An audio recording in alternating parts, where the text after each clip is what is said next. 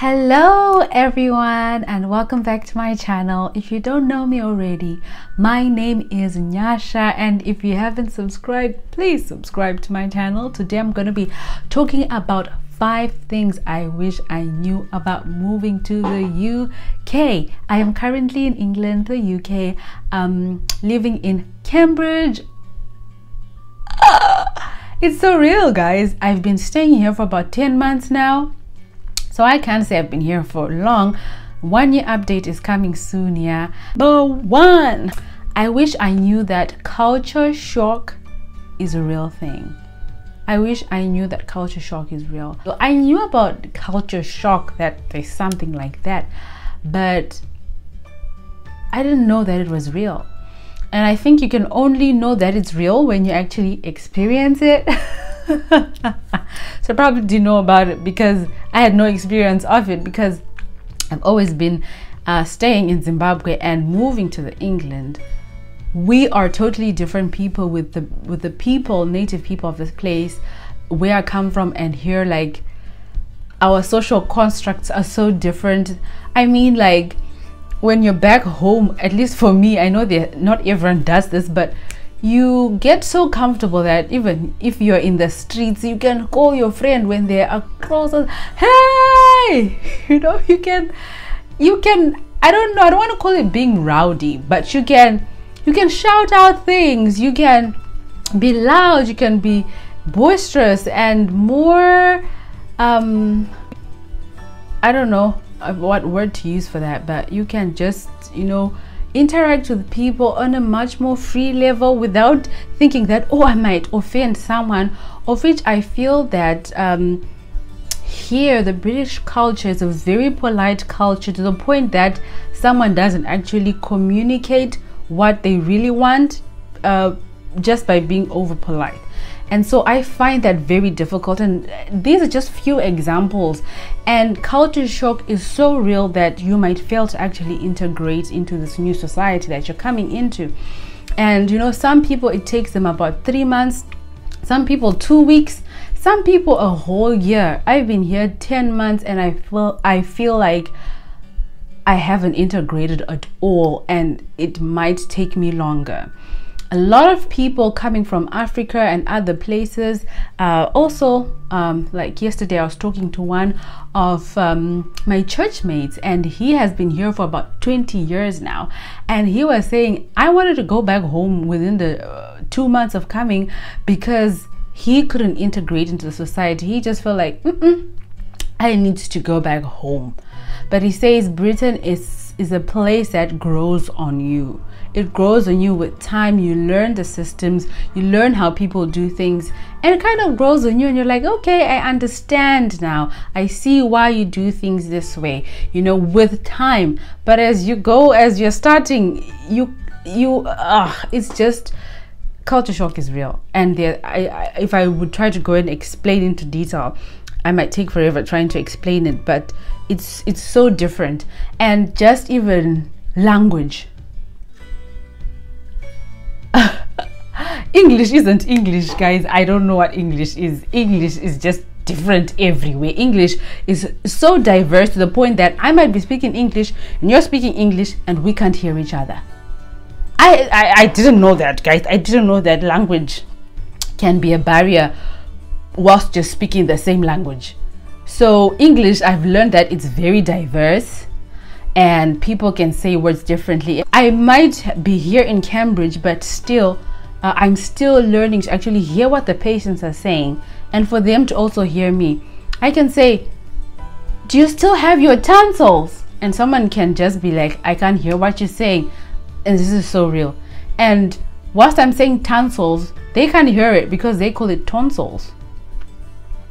And then you just think like, but really, you can't hear me just because I say tonsils instead of tonsils? But then again, I can understand people because I also mumble a lot. Even if I'm speaking in my own original language, a lot of people struggle to hear what I'm saying, and I hope that you're hearing what I'm saying. But anyway, I learned that English is not English. Culture shock is real. Number 2, I wish I'd known that Europe is not heaven, guys. Like, in my mindset, the whole thing of going abroad, going to America, going to Europe was just over glamorized. I wish I had known that Europe is not heaven. No, especially when it comes to winter. Guys, the winters can be very depressive. If you see me looking down because I'm looking at my notes, I don't want to sidetrack and go offline. The winters can be very depressive. They're cold, they're wet, the skies are gray, and the days are dark. You wake up and it's dark, and you go to work, it's dark. You come back from work, it's dark outside. It's just it's just very depressive. So now to try and combine the culture shock, you know, the social awkwardness that you're experiencing, plus the winters, depression straight. The winters can be very depressive, not only because of the weather, but also because you're experiencing a new culture, you're trying to fit in. Everything can just tumble down very easily. I wish I'd known that the winters can get very depressive as they are. And even if I'd known before, I don't know if I would have made a way of escape.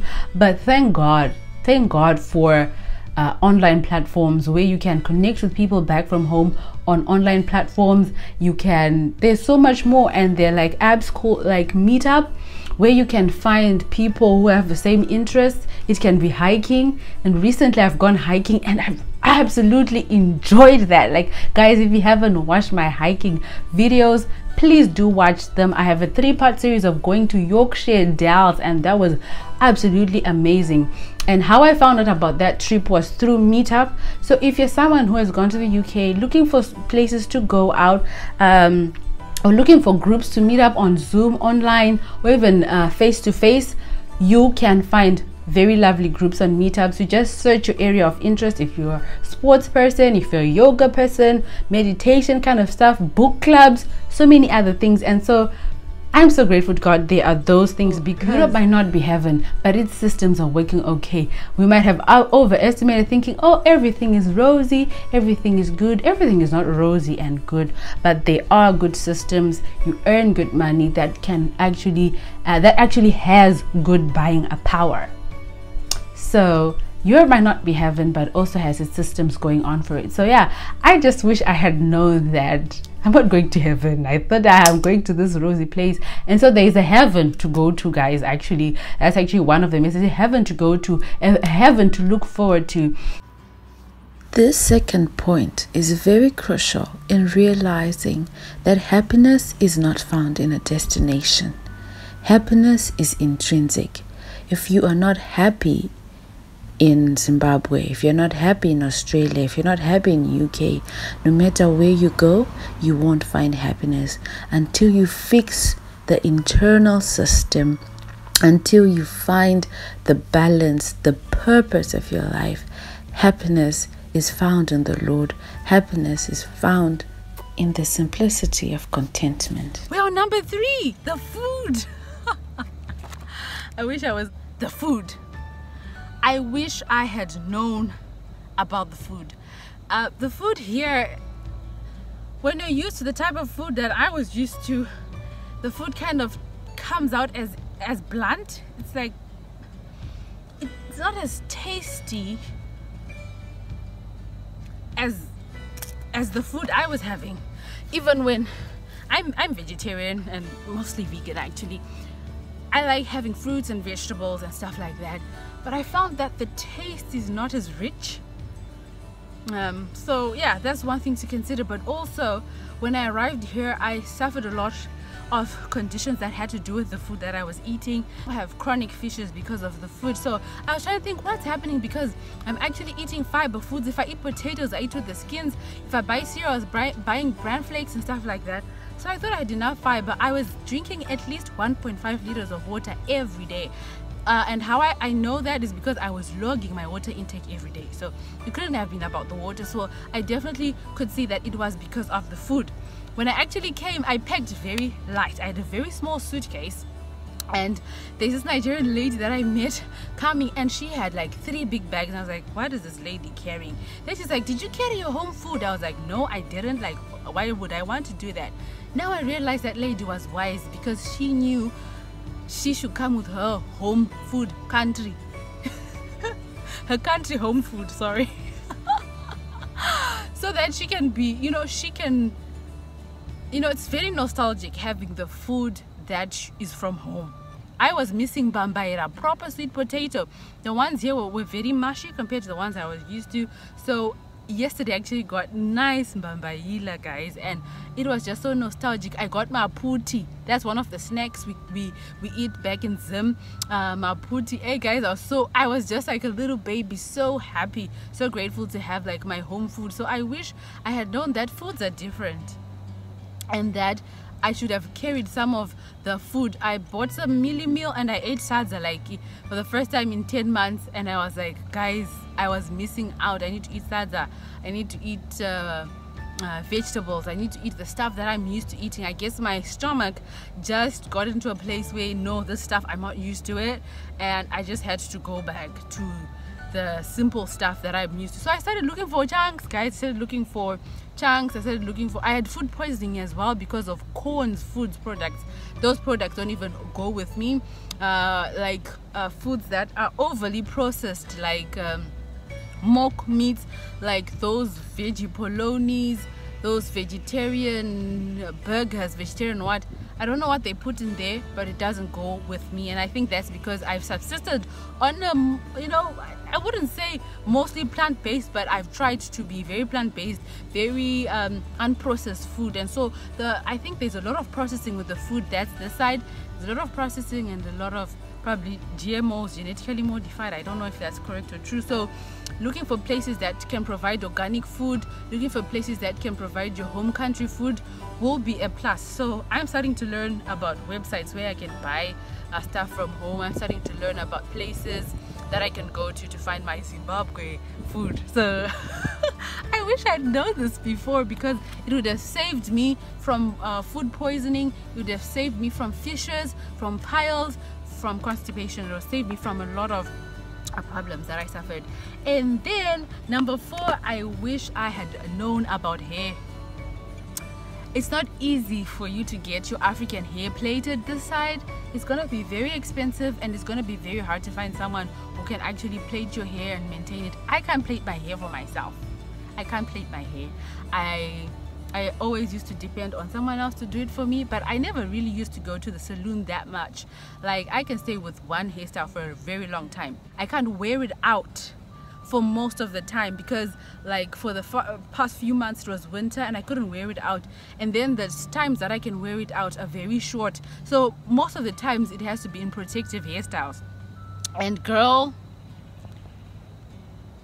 okay, sun is going down little by little, so I'm trying to find a better spot to do my things. But anyway, we are on number 4. I wish I had known that I should invest in actually being able to do my own hair.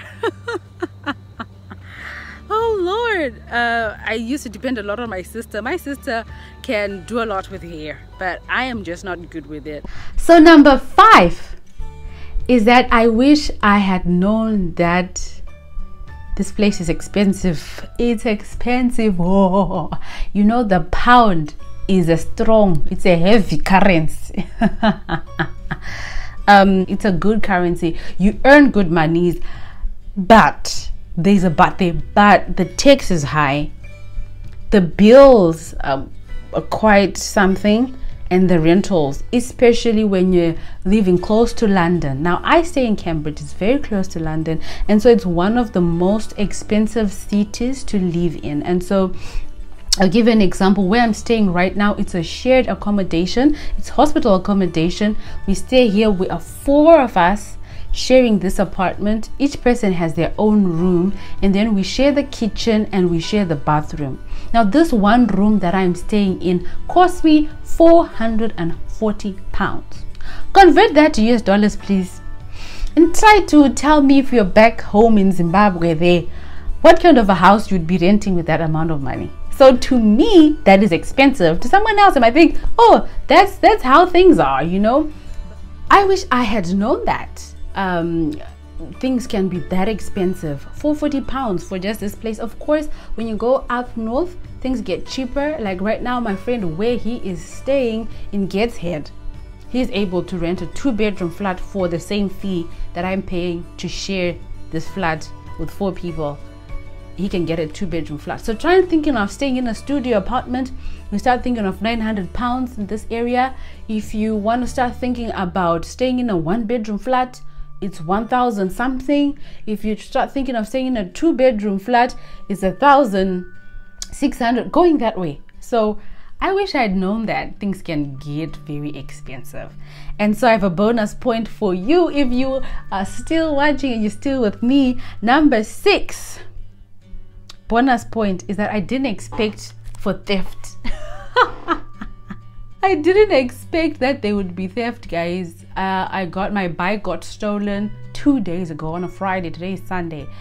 I just never expected that to happen in Europe. I thought thieves are in Africa, but hey, everywhere you can find people who can do crime. So crime is everywhere. I wish I'd known that. I overestimated this place. I didn't overestimate it, but it just goes to show that everywhere there are some things that will go wrong. With all that said, guys, it's still worth it. Coming here to the UK, I mean, traveling opens up your mind. You have a broader worldview, and I feel it's very important for you not to just be confined to the same place that you've always been confined to. It's good to travel. I don't know yet if I want to stay here forever. I don't know if I will leave after the 3-year contract, or if I will renew, or if I'll be saying 20 years later, I thought I'd return back to Zimbabwe after 6 months. Now I'm here for 20 years. I don't know. But if you want to do something new, something you don't know how to do, something that you're thinking, I need to clear all the obstacles, you can't do that. You can't do that. You just have to jump in. If it is a step of faith, take a step of faith. God will be with you, even when you don't know how. I don't know if you can see that. Even if you don't know how, go for it. If you want to come to the UK, come to the UK. I'm going to be making videos about how to come to the UK. There are lots of ways you can do that. I'm a radiographer by profession, and so I think I'll be of more help to radiographers. If you do not have the privilege to travel, you can still broaden your mind by reading books. It was Charles Spurgeon who was known for saying, "Visit many a great book, but leave in the Bible." Another quotation also says, "If you cannot read, you cannot lead." I'm trying to be more consistent, at least posting videos every Friday, and if not every Friday, then maybe every other Friday or every other Sunday.